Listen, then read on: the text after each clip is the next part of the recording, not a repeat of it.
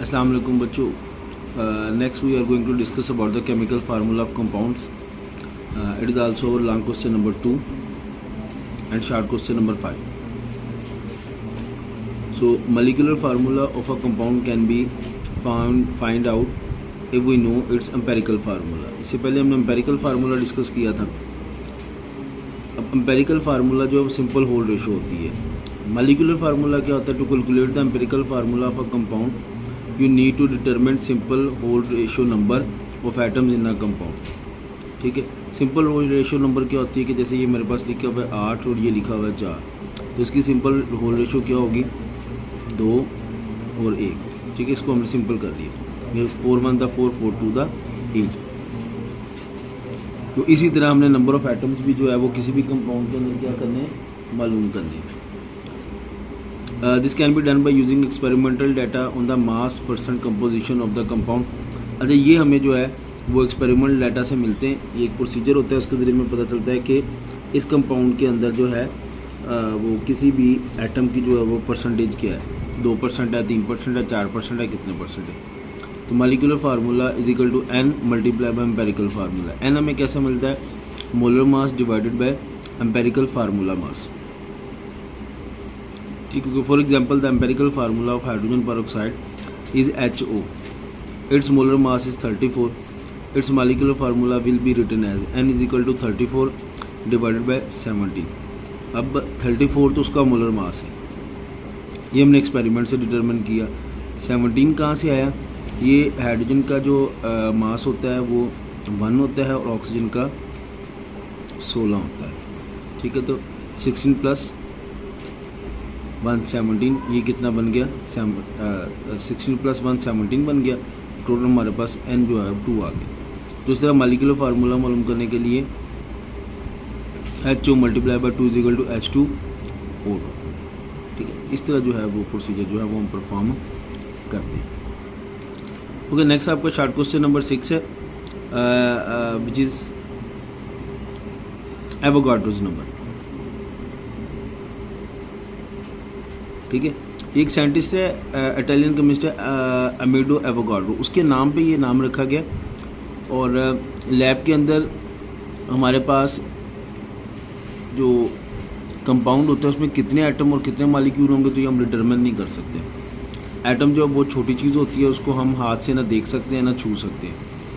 तो फिर ये एक साइंटिस्ट था, उसने ये एक मखसूस स्पेसिफिक क्वांटिटी उसने डिटरमिन की. उसने कहा जी आपके पास जो है वो लैब के अंदर the number 6.022 10⁻23 is called Avogadro number after the name of Italian chemist अमेडो Avogadro. Avogadro number is the number of units in 1 mole of a substance. This number is represented by Na.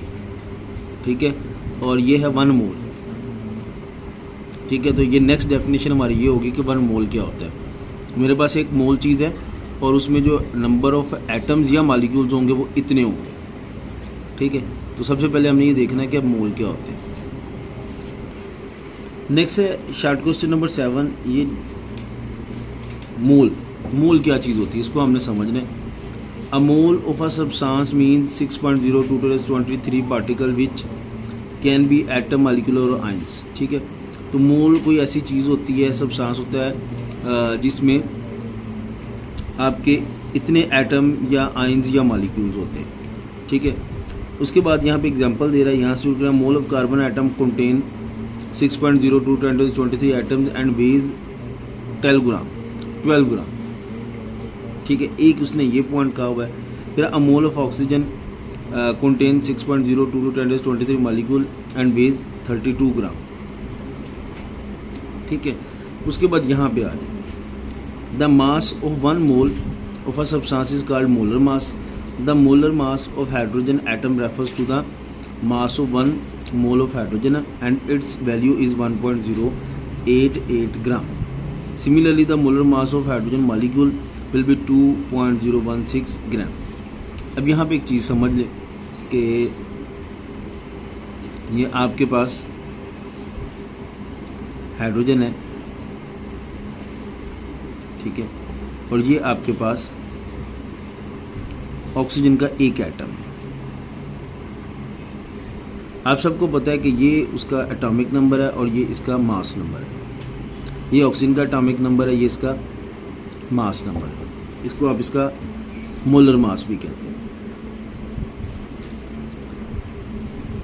अब जो मास है, atomic number और molar mass, ये दोनों इतनी थोड़ी मिकदार हैं कि हम इनको वेट नहीं कर सकते। तो साइंटिस्ट ने क्या किया, उन्होंने कहा कि आप खामोशी से क्या करें कि ये जो मोलर मास है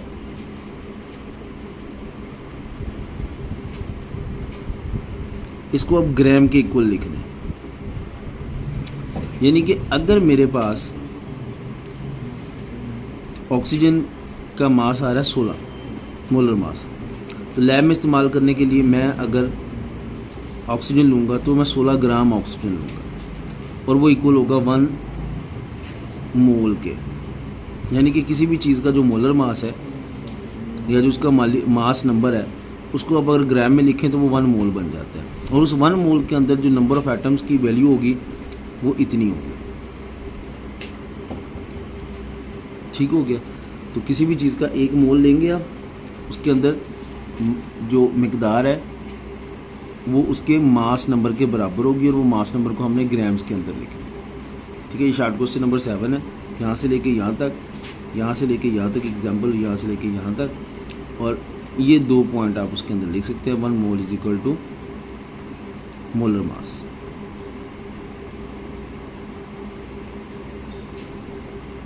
इन ग्राम्स। ठीक हो गया, यही आपका आज का काम है।